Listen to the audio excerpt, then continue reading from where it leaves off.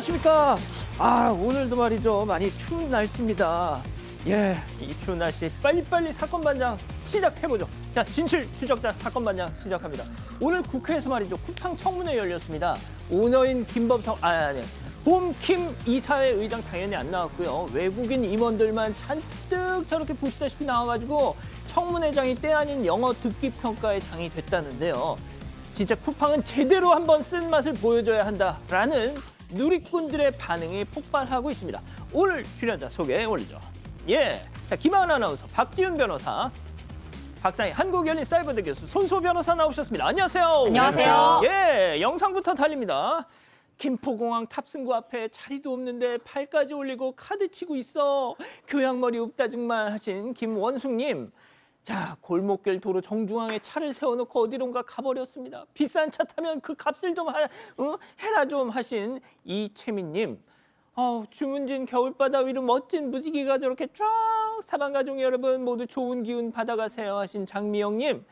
자, 드라마보다 사반을 더 좋아하는 우리 엄마 유수미 여사 최근 수술을 받으셨어요. 빨리 회복하라고 사랑한다고 전해주세요 하신 안혜빈님. 그리고 신경란님, 김은주님, 김흥식님, 김일영님 모두 사랑합니다. 자, 재미는 물론 의리로 함께하는 아세 사반 뉴스 시로 대한민국과 전 세계 동포 가족 여러분의 시설 모아서 출발합니다.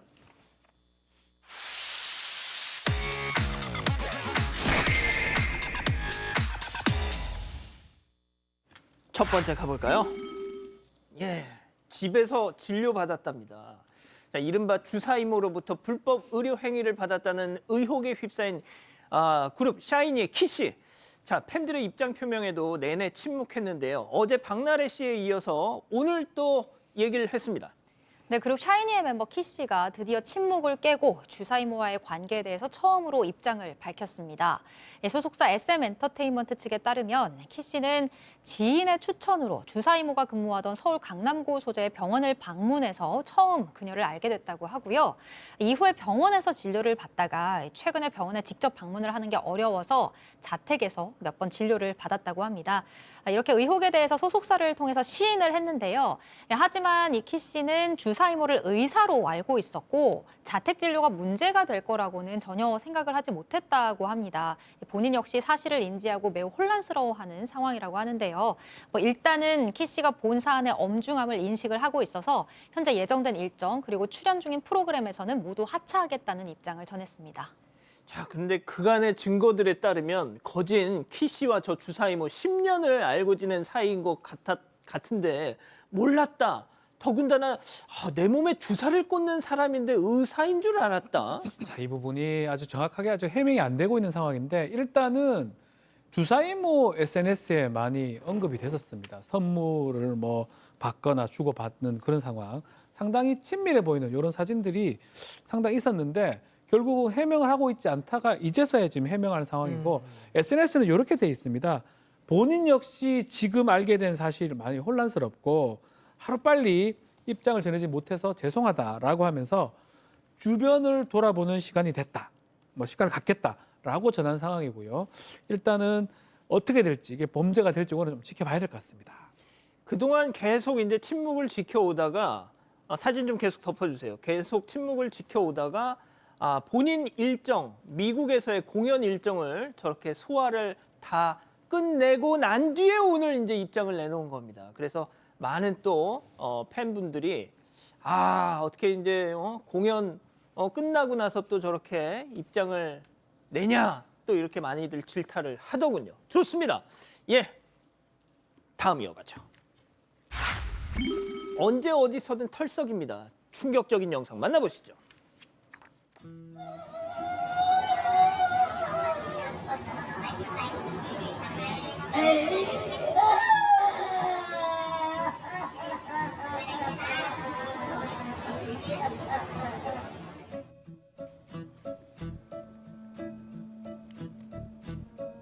자, 공항이 떠나가라 통곡하는 남성 대체 무슨 일인가 봤더니 직전에 이륙 준비하던 비행기 안에 한 여성이 보안 요원에게 지금 혹시 영상 없나요? 네, 자, 잘 좀 맞춰줘요.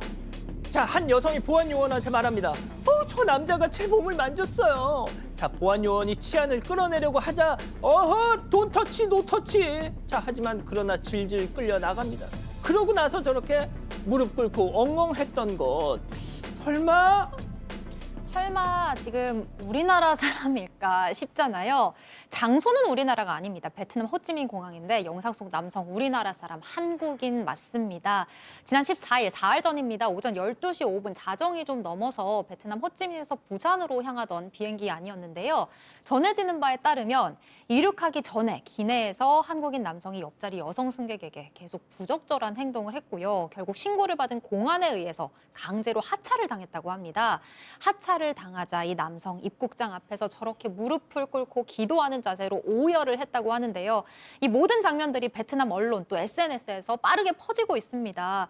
그런데 당시 남성이 착용한 반팔티에 태극기까지 그려져 있었다고 해요. 그래서 지금 누리꾼들 국가 망신이다, 부끄러움은 우리 몫이냐 이런 반응을 보이고 있습니다. 자, 두 번째는 제보입니다. 영상 만나보시죠. 자, 띠링 가게로 들어오는 저 여성 입장하자마자 대뜸 막 저렇게 두 손 모으고 저 아까 빵 주문한 사람인데요. 너무 죄송해서 어떡해. 자, 그러더니 의자로 가죠. 가만히 자리에 앉아 있더니 갑자기 끼립 그러고 갑자기 가방 놓고 털썩 무릎을 꿇는데요. 자, 원맨쇼를 보던 사장님은 뭐 하시는 거예요? 이러지 마세요. 말려보지만 손님들은 저 여자 왜 저래? 웅성웅성. 이게 대체 무슨 상황이죠? 네, 제보하신 분은 전주에서 아내와 함께 빵가게를 운영하시고 계십니다. 이 가게에는 가격에 맞춰서 빵을 랜덤으로 구매하는 랜덤빵이라는 메뉴가 있는데요. 한 손님이 2만 원어치 랜덤빵을 주문했어요. 그래서 제일 잘 나가는 빵들의 서비스까지 넣어서 5개의 빵을 배달했습니다. 그런데 배달을 받더니 연락이 왔어요. 왜 이런 기본빵만 주냐라는 내용이었어요. 그래서 아니 이거 기본빵 아니고 이거 가격대에 맞춘 거다라고 얘기했지만 계속해서 화를 내길래 그냥 억울하지만 빵은 회수하지 않고 환불을 해주셨습니다. 그런데 환불까지 해줬는데 이 손님 별점 테러의 막말에 이걸 다음 날까지도 계속하는 거예요. 그래서 이 사장님 너무 화가 나셔서 그냥 법대로 하자라고 얘기를 했어요. 그런데 이제 그때부터 죄송하다라고 이제 사과를 했습니다. 사과를 안 받아주셨어요. 그랬더니 저렇게 가게로 와가지고 울면서 무릎을 꿇고 막 너무 과장해서 또 용서를 구하는 거예요. 결국에는 경찰이 온 뒤에야 이런 행동을 중단했다고 합니다. 요구하지도 않았는데 본인이 그냥 알아서 털썩. 그렇군요. 좋습니다. 다음 이어가죠. 자전거 치고 도주입니다. 자, 도로에서 벌어진 충격적인 상황 제보 영상 만나보시죠. 해도 뜨지 않은 이른 새벽 보행자 신호에 맞춰서 자전거가 자 보세요. 따르르릉 건너는데요. 그 순간 슝 트럭 위에 멈추지도 않고 가다가 슝 쿵. 자, 넘어진 자전거 운전자. 그런데 트럭은 뺑소니의 진술을 보여주마 하면서 슝 가버립니다. 음주 아닌가요? 캥기는 게 있어서 튄 거 아닙니까? 네, 전주에 거주하는 제보자가 직접 겪은 사고를 제보했는데요. 지난 1일 아침 새벽 6시경입니다. 자전거 타고 횡단보도를 건너서 출근하는 길이었는데 건너편에서 1톤 트럭이죠. 굉장히 빠르게 질주했습니다. 그리고 자전거의 뒷바퀴 또 제보자의 엉덩이를 친 다음에 그대로 도망쳤는데요. 당시 충격을 크게 입었어요. 그래서 쓰러져 있다가 다행히도 뒤에 따라오던 행인이 119에 신고해준 덕분에 응급실로 갈 수 있었고요. 전치 2주 진단 받았는데요. 요추 염좌, 골반 염좌, 엉덩이, 손목 타박상. 불행 중 다행으로 아주 큰 중상을 입지는 않았는데 상당히 충격이 클 수밖에 없습니다. 지금 현재 통원 치료를 받고 있습니다. 만약 저 트럭 운전자 지금 방송을 보고 있다면 이거 나 아니야 이거 뭐 식은땀 흐를 것 같습니다. 예, 근데 좀 영상을 좀 더 보여주면 좋을 것 같긴 한데요. 왜냐하면 범죄가 보이잖아요. 사고 냈고 도망가는 게 나오는데 몰라 영상이 지금 CCTV상으로는 막 명확하진 않는데 지금 도주는 했고 전주의 덕진구에서 완주군으로 도주를 했다고 합니다. 신고를 한 상황이고요. 근데 지금 30년 정도 된 트럭이고요. 공구함에 특이사항이 있다고 합니다. 보여주면 좋겠는데 뭐 이게 법적인 부분 때문에 그런지 어쩐지 일단은 신고를 했기 때문에 도주 차량이 될 거예요. 뺑소니 예. 차량이 될 거고 처벌이 될 걸로 검거가 될 걸로 저는 봅니다. 그러니까요. 좋습니다. 자, 마지막 사연으로 가보죠. 국물은 안 돼요. 자, 집단 지성의 판단을 받아보고 싶으시다면서 제보해 주신 사연 함께 들어보시죠. 안녕하세요. 저는 지방에 사는 50대 여성입니다. 최근 연로하신 어머니를 모시고 부산의 유명한 사찰에 다녀왔는데요. 사찰 가는 길 입구에 호떡과 어묵을 파는 노점상이 있더라고요. 저와 어머니가 마침 출출해진 김에 각자 호떡 하나씩 사 먹었는데요. 먹다 보니까 어머니께서 목이 막힌다고 하시더라고요. 날씨도 추워서 따뜻한 어묵 국물 한 컵 따라 드리려고 하는데 사장님께서 국자를 휙 뺏어가 버리는 거예요. 아이 참. 아니 어묵 국물은 어묵을 사드셔야 드린다고요. 아이 사장님, 저희 어머니가 목이 좀 막히신다고 하는데 국물 한 컵만 마실게요. 아 그냥 맹물 먹으면 되잖아. 아니, 누구 또 땅 팔아서 장사를 하는 줄 알아 얘? 예? 아니 그게 아니라 저희도 엄연히 호떡 2개 사 먹은 손님인데 어떻게 아, 그렇게 참. 말씀을 하세요? 아이 종이컵, 육수 이 다 돈이라 돈. 더 안 드시면 그럼 빨리 가 있어. 아또 이런 양반이 다 있노. 아니 어묵 가격이 하나에 뭐 500원, 1,000원이었으면 당연히 그냥 사 먹죠. 근데 무려 3,000원이나 했거든요. 아니 동네에선 1,000원이면 사 먹을 어묵을 관광지라서 비싸게 파는 건 그렇다고 해도 아니 저도 나름 손님인데 어묵 국물 하나 때문에 이런 대접까지 받아야 하나요? 자, 기다리고 기다리셨던 부처 핸즈업타임 6천여 분의 우리 가족 여러분들 채팅창에 OX로 함께 참여해 보시죠. 먼저 사연자입니다. 어머 어쩜 호떡 장사를 정말 개떡같이 한다. 호떡 2개나 사 먹었으면 나 같으면 어묵 국물 그냥 입에다 그냥 떠다 먹여주겠다. 아주 그냥 끓는 물에 어묵 담가 놓은 물이 뭐 대수라고. 부산 인심 후지다 정말. 동그라미. 아, 감사합니다, 손 변호사님. 자, 다음 사장님이에요. 아니, 이 아줌마가 진짜, 아, 여기 주전자에 물 있잖아. 아, 이거 마셔. 아, 꼭 어묵 국물을 먹어야 속이 후련하냐? 아이, 달랑 호떡 2개 사 먹고 휴지에 물티슈에, 종이컵에 어디 부산 탈 인심 탓을 해, 이거 X. 자, 교수님. 아, 네.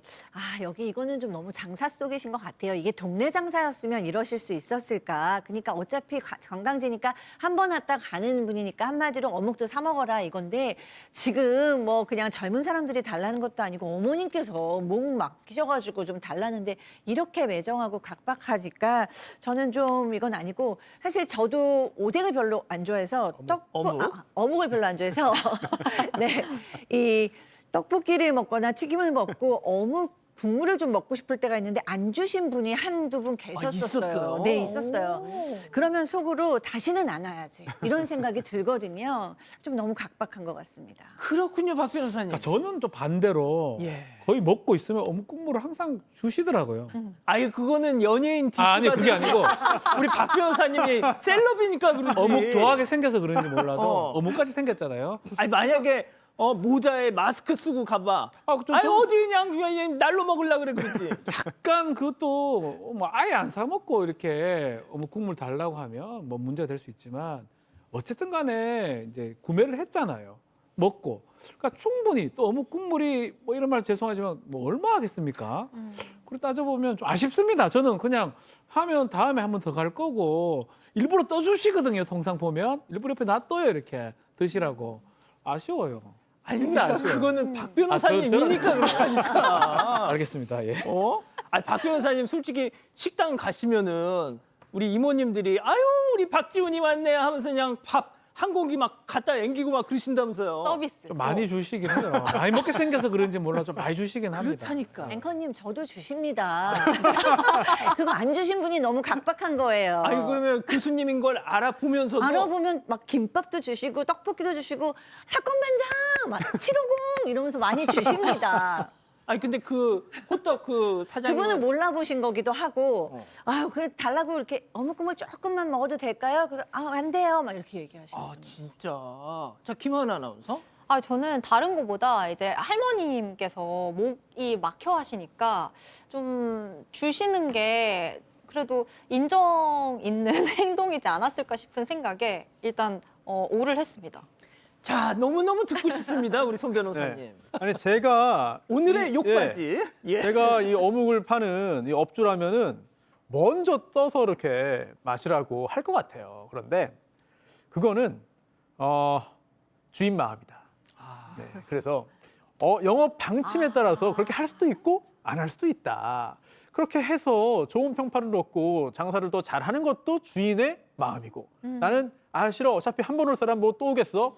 관광지, 유원지에 맞는 또 전략이다. 이거는 기분 나쁘죠 당연히. 그리고 일반적인 우리의 정서에도 맞지 않습니다만 이거를 사는 사람이 파는 사람을 탓하는 것도 어찌 보면은 다음에 안 가지 뭐 다른 데 가시는 게 좋을 것 같고요. 이거는 결국은 주인 마음 아니냐라는 생각이 듭니다. 그렇군요. 자, 우리 가족 여러분들은요? 저희 가족분들은 달밤지기님도 그렇고 뭐 클로디아님도 그렇고 거의 대부분 너무 야박하다는 분들이 많으셨는데 요새는 삭막해서 대부분 그렇다고 그냥 우리가 참고 넘어가야 된다라고 말씀하시는 분들 기다릴게님을 비롯해서 몇 분 계셨어요. 그리고 동그리버드님께서 양반장님 박변 얼굴을 보이소 딱 봐도 어묵 국물 막 드시게 생겼으니까 어묵 국물을 주시는 거 아닙니까? 라고 말씀 주셨습니다. 좋습니다. 예, 제보 메일, 제보 카톡 많은 연락 주시고요. 잠시 후 돌아옵니다. 채널 고정 리모컨 돈터치. Here for your trip? 호텔에서 말이야. 누군가는 프로포즈를 주고받았대. 나는 어떤 방을 만나게 될까? 트립이라면 걱정 없이 호텔 최저가 보장제 24시 고객센터 호텔 예약도 트립닷컴. 치킨이 다 거기서 거기지라는 말 좀 하지 마요. 고추말도 모르면서. 계속 알고 싶은 프라닭의 시그니처. 고추마요 치킨, 프라닭 치킨. 외우면서도 한 번쯤은 가보고 싶었어. 떠나자 알바몬으로. 익숙한 공간을 떠나 알바도 하고 좋은 기억도 쌓고 알바 여행이 되다. 알바몬.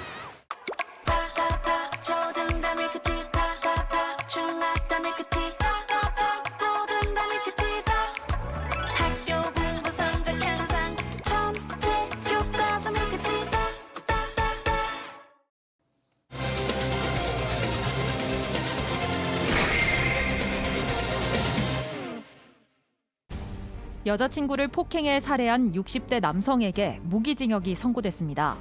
이 남성은 과거 첫 번째 아내를 살해하고 두 번째 아내까지 폭행한 전력도 있었습니다. 충격적인 사건의 내막을 짚어봅니다. 자, 지난 6월 벌어진 사건인데요. 너무너무 끔찍합니다. 좀 소개 좀 해주시죠. 네, 지난 6월 30일이었습니다. 저녁 9시쯤 경기도 성남에서 벌어진 사건인데요. 60대 남성이 자신의 주거지에서 40대 여성과 함께 술을 마시다가 이 여성의 뺨을 여러 차례 때리고 또 발로 수차례 밟고 그렇게 폭행을 무차별적으로 저질렀습니다. 그리고 나서 여성이 다발성 장기 손상으로 사망을 하게 됐는데요. 이후 남성이 자신의 두 번째 부인이었던 여성에게 연락을 합니다. 그리고는 범행 사실을 털어놨어요. 그랬더니 이 여성이 자수를 하라면서 수사기관에 신고를 했습니다. 이 남성은 범행 다음 날 새벽에 그렇게 경찰에 붙잡혔는데요. 숨진 여성은 범행 당일에 가족들에 의해서 실종 신고가 된 상태였습니다. 제가 그냥 이것도 그냥 딱 규정을 하고 시작하겠습니다. 손 변호사님, 네. 인간 쓰레기의 이야기입니다. 그렇습니다. 뒤로 갈수록 좀 충격적인 내용이 계속 나오는데요. 지금 이 사람 처음에 경찰에 잡혔을 때는요. 이 범죄, 이 사건에 대해서 금전관계 갈등 때문이었다라고 주장을 했습니다. 그런데 수사 결과 사실이 아니었어요. 범행 당일에 이 남성이요. 여성과 성관계를 하려다가 이 여성의 특정 신체 부위에 피멍이 들어있는 것을 보고요. 이거 다른 남성하고 성관계한 거 아니냐 이렇게 오해를 해서 무차별 폭행한 것으로 파악이 됐습니다. 실제로 자신의 지인에게도요. 여자친구가 바람나서 나 화난다. 내가 돈도 많이 줬는데 나하고 사귀면서 딴 놈 만난다. 너무 억울하고 화가 난다. 이런 취지의 이야기를 한 것으로 확인이 됐는데요. 그 후에 법정에서도요. 내가 살해의 의도는 없었습니다. 서로 술 취한 상태였고 우발적으로 벌어진 사건입니다. 라면서 상해 치사가 아니냐는 그런 주장을 내놨습니다. 예. 제가 왜 인간 쓰레기라고 이렇게 얘기를 했는지 지금부터 잘 들으시면 고개를 끄덕이실 겁니다. 자, 이 남성의 과거 행적 체크포인트 짚어보죠. 끔찍한 범행이 처음이 아니었습니다. 38년 전부터 잔혹한 범행을 이어왔다. 끔찍한 범행이 한두 개가 아닙니다. 3개 이상이 되는데요. 1987년도에 첫 번째 아내하고 살해를 했던 살해 사건이 있었습니다. 그때도 지금하고 유사한 상황이에요. 아내가 바람 피웠다 뭐 이렇게 얘기를 하면서 살해를 했고 징역 15년을 선고받습니다. 그 후 출소한 이후에 2001년도에는 두 번째 아내 B 씨를 폭행을 해가지고 외출 잤다는 이유로 폭행해서 징역 10개월을 받고요. 2009년 더 충격적입니다. 이 B 씨의 딸이죠. 의붓 딸에 대해서 강제추행이나 강간을 해서 징역 8년이 선고돼서 결국 3개 범죄가 있었던 상황입니다. 자, 그 CG 다시 한 번만 좀 보여주세요. 1987년도 20대 시절입니다. 이자의 첫 번째 아내 A 씨를 살해하고서 그때 세상 밖으로 나오지 말았어야 합니다. 자, 결국 교수님 네. 어떻게 보면 두 사람을 살해한 겁니다. 네. 여기에 대해서 이 두 번째 아내도 이제 충격적인 진술을 했어요. 이 사람은 어떤 사람이냐면 이 아내, 그러니까 이 뭐 아내든지 애인이든지 여성 신체 부위를 촬영한다고 합니다. 그다음에 며칠 지나서 다시 찍었을 때 그 전의 사진과 다른 부분이 있다면 바람 피웠다고 의심하면서 엄청난 폭력을 휘두른 거예요. 사실 그래서 이번에 살해된 40대 여성도 신체 부위에 피멍이 있다 그래가지고 이렇게 무참하게 살해가 되잖아요. 그런데 이런 사람한테 폭력을 당하거나 이렇게 살해를 당하는 건 정해진 것입니다. 왜냐하면 일단은 피멍을 먼저 찾는 것이 아니라 더 먼저 되는 게 바람을 피웠다고 혼자 망상을 가지고 확증을 하는 거예요. 그 다음에 그 바람핀 증거를 찾는 거기 때문에 피멍이 요만큼만 있어도 다 자기가 만들어낸 확신하는 증거가 되는 거죠. 지금 의처증이라고 우리가 불리는 질투형 망상장애자라고 봐야 될 것 같은데요. 이 여성들을 정말 독립된 인격체로 보는 것이 아니라 나의 소유, 내 통제를 받아야 되는 자기 것으로 인식했을 것 같습니다. 이 두 번째 부인 여성의 어떤 특정 부위 사진에 엄청 예민하고 집착을 했다. 그 여성의 특정 부위 사진을 찍은 후에 며칠이 지나서 다시 찍었을 때 그 부위에 다른 무슨 흔적이 있으면 다른 남자와 관계를 했다고 의심하면서 엄청난 폭행을 행사했다. 미친 인간이죠, 한마디로. 자, 1심 재판부의 판단은 어땠습니까? 네, 재판부는 이 남성에 대해서 무기징역을 선고했습니다. 피해 여성의 쌍둥이 아들들이 고등학교 3학년, 중요한 시기에 엄마를 허망하게 잃었고 또 유족들이 여전히 고통 속에 살면서 피고인에 대해서 이 사형 선고를 원하고 있다라는 점을 먼저 언급했고요.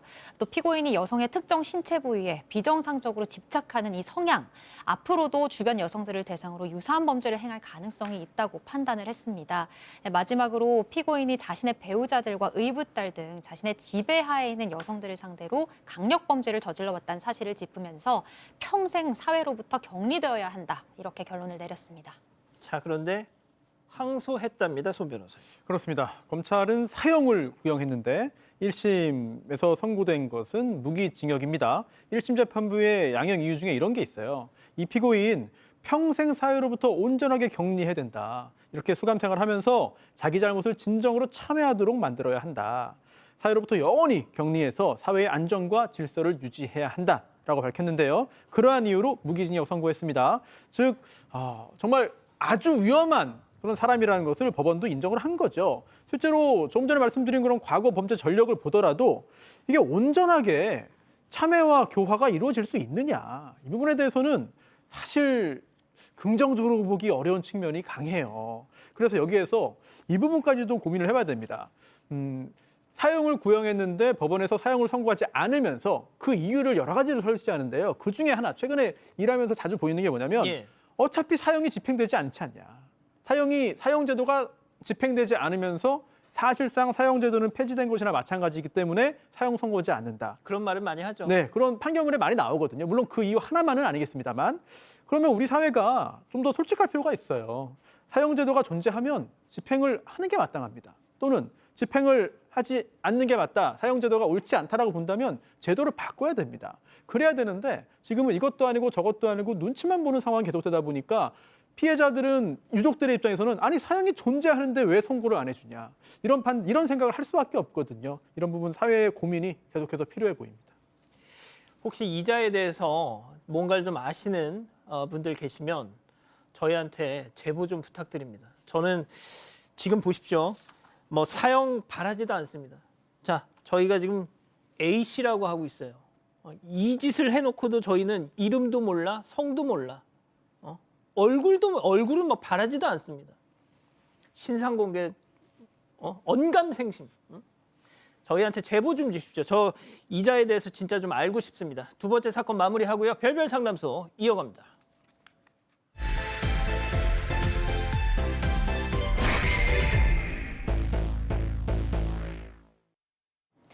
한밤중에 한 여성이 누군가와 말다툼을 벌입니다. 여성은 대화를 마치고 마음을 가라앉힌 뒤 잠자리에 드는데요.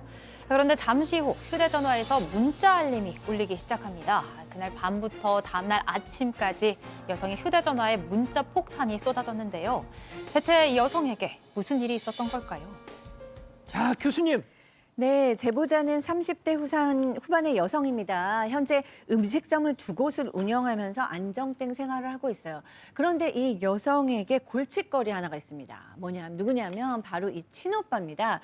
이 친오빠는 어릴 때부터 사고를 많이 쳤어요. 그래서 부모님이 합의금으로만 3천만 원을 넘게 쓰셨습니다. 그런데 심지어 20년 전에는 술에 취해서 특수 폭행 사건을 저질러서 감옥도 다녀왔습니다. 아이고. 이 부모님께서는 기술직을 가지고 계셨어요. 그래서 아들을 이렇게 기술을 좀 가르쳐줘야겠다라고 생각을 하셔서 현장에도 데리고 나가봤어요. 그런데 이 오빠라는 사람, 내가 왜 이렇게 힘들고 지저분한 일을 해야 되냐라면서 곧바로 그냥 그만뒀습니다. 그 이후 지금 40대인데 지금도 이제 직장 없이 집에 있고요. 생활비는 부모님에게 의존하고 있다고 합니다. 야, 너 기술 좀 배워라 했더니 내가 모냥 빠지게 이런 걸 해야 돼, 이거? 네, 그렇게 사고만 치던 오빠인데 갑자기 결혼할 여자가 있다면서 한 여성을 막무가내로 집으로 데리고 왔다고 합니다. 이 여성은 오빠보다 3살 연상의 아들 둘을 둔 이혼녀였다고 해요. 이 두 사람이 어떻게 만났는지를 물었더니 같은 편의점에서 아르바이트를 하면서 교대를 하다가 눈이 맞아서 사귀게 됐다, 이런 이야기를 듣습니다. 제보자 가족은 순간 좀 할 말을 잃고 있었는데 근데 갑자기 여성이 저 임신도 했습니다, 이렇게 임신 사실까지 알려오는 겁니다.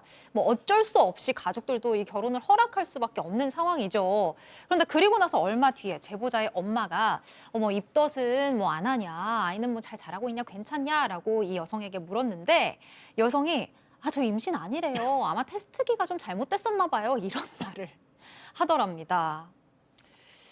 자, 그런데 이 예비 부부, 오빠네 부부 본격적으로 속내를 드러냅니다. 제보자 동생 얘기 들어보시죠. 결혼을 하면서 집 해달라, 차 해달라, 이런 말을 하니, 근데 저는 좀 자존심, 이런 것 때문에 자기가 좀 길을 펴고 살려고 꿀리지 않으려고 이제 그냥 그걸 해가겠다라고 얘기했을 거라고 저는 생각을 했는데, 근데 그 여자분도 그걸 너무 당연하게 받아들이더라고요. 자, 박 변호사님, 언제부터 집과 차가 기본 옵션이 됐습니까? 그러니까요. 20년 전에 약속한 바가 있긴 한 것 같아요. 근데 그걸 해주려고 했다기보다는 결혼하면 집하고 차 사주겠다라고 그 약속을 예비 새언니죠, 둘이 와가지고 강요를 했던 것 같습니다. 부모님은 지금 사업 접고 노후 생활을 하고 있는데 그래서 30평 빌라는 어떠냐니까 안 된다, 아빠 사주기로 했지 않느냐라고 계속하면서 결국은 특정 아파트를 요구를 했다라고 하고요. 결국 부모님이 못 이기죠.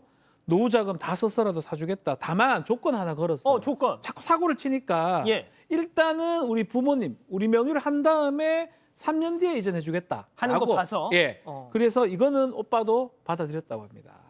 자, 그런데 모두가 예스라고 할 때 딱 한 사람만 반대를 외쳤으니 네, 바로 예비 새언니죠. 예.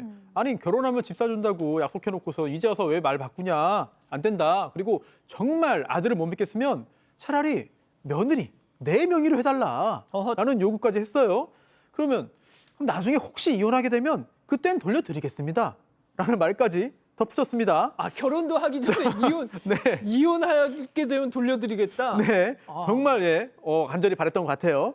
그런데 제보자가 보기에 이건 정말 아니지 않느냐, 이런 아니죠. 생각이 들어서요. 부모님을 설득해가지고 이 아파트 사주겠다는 거 아예 없던 일로 만들었습니다. 설득을 했군요. 네네. 그런데 그 후에 이제 모친과의 통화에서 이 제보자가 충격적인 얘기를 듣게 됐는데요. 네. 오빠 부부가 이제 식사 대접한다면서 불러내더니 갑자기 자동차 매장으로 데려갔다는 거예요. 집을 안 사줄 거면 차라도 사줘라, 이러면서 막 화를 내고 분위기를 몰고 가서 결국은 그날 이 부모님은요, 밥도 같이 먹지도 못했으면서 고급 외제차를 한 대 사줬습니다. 아이고. 여기까지도 한숨이 절로 나오는데 이게 끝이 아니었습니다. 다음 타깃은 제보자예요. 자, 한동안 제보자한테 연락을 하지 않았었는데 어느 날 갑자기 전화가 와서는 나 일 그만뒀다. 언제부터 출근하면 되냐? 라고 묻습니다. 자, 이게 무슨 소리냐? 결혼 얘기가 처음 나왔을 때 오빠가 아이까지 나오면 월 400만 원은 벌어야 하지 않겠냐고 하면서 제보자가 운영하는 음식점에 점장으로 좀 채용해달라고 요구를 했었대요. 부모님까지 나서서 이제 사정사정 하는 바람에 제보자도 마지못해 알겠다고 했었는데 그때 일을 생각을 하고 이렇게 언제부터 출근하면 되냐고 무작정 전화를 한 겁니다. 그런데 사실 임신도 했던 게 아니었고 집과 차 문제까지 지금 불거진 상황이잖아요. 제보자가 아니 오빠한테 특혜를 주면서까지 채용할 생각은 없다 이렇게 말을 하니까 몇 시간 뒤 밤 11시쯤 예비 새언니가 전화를 걸어옵니다. 그리고 다짜고짜 화를 냈고 말다툼이 벌어졌습니다. 자, 제보자 동생 얘기 직접 또 들어보시죠. 전화 끊고 나서 그 다음날 새벽 10시까지인가 뭐 계속 오더라고요. 그런데 이제 올 때마다 제가 그냥 알림창 확인하는 그것만 봤는데 처음에는 뭐 잘못한 게 뭔지 내가 얘기해 줄게 그런 말 있고 마지막에 제가 본 이 자기한테 사과하라고 그러면서 말 함부로 하지 말라고. 아, 너무 끔찍하다. 네, 사실 처음 통화할 때부터 내용이 이상했어요. 왜냐하면 예비새 언니가 이렇게 말했습니다. 아니 전과 있는 오빠하고 결혼까지 해주는데 왜 이러냐. 해주는데. 네, 이렇게 화를 냈고요. 그러자 제보자도 지지 않고 아니 누가 결혼하라고 했냐. 나도 이 결혼 반대한다. 라고 말을 하고 전화 끊었거든요. 그런데 문제는 그 다음부터였습니다. 그날 밤 자정부터 새벽 6시까지 6시간 동안 문자 폭탄이 쏟아집니다. 예비새 언니가 보낸 문자들인데요. 이 내용이 결혼하면 집도 사주고 차도 주고 직장까지 다 책임져 준다고 했는데 약속시켜라 뭐 이런 말. 또 그러다가 문자를 보내면서 점점 더 감정이 격해지고 내용도 더 거칠어지는데요. 당장 사과해라.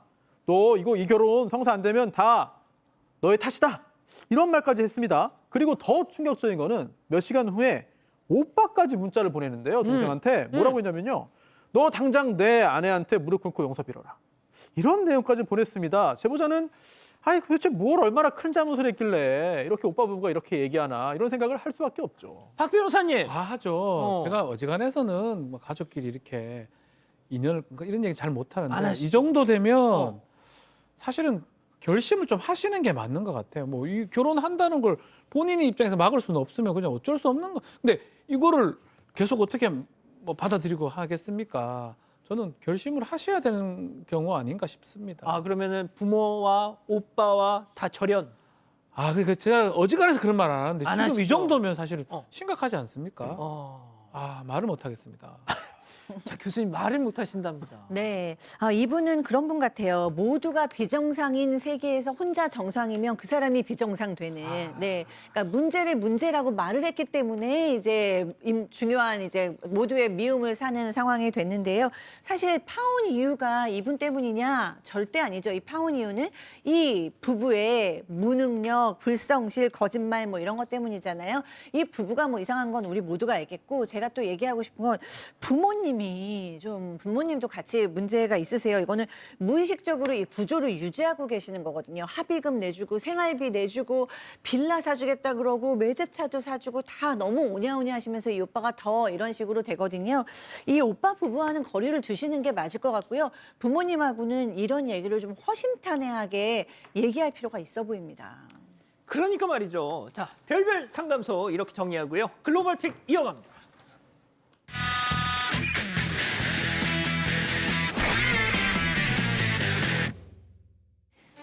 한 건물에서 검은 연기가 피어오릅니다.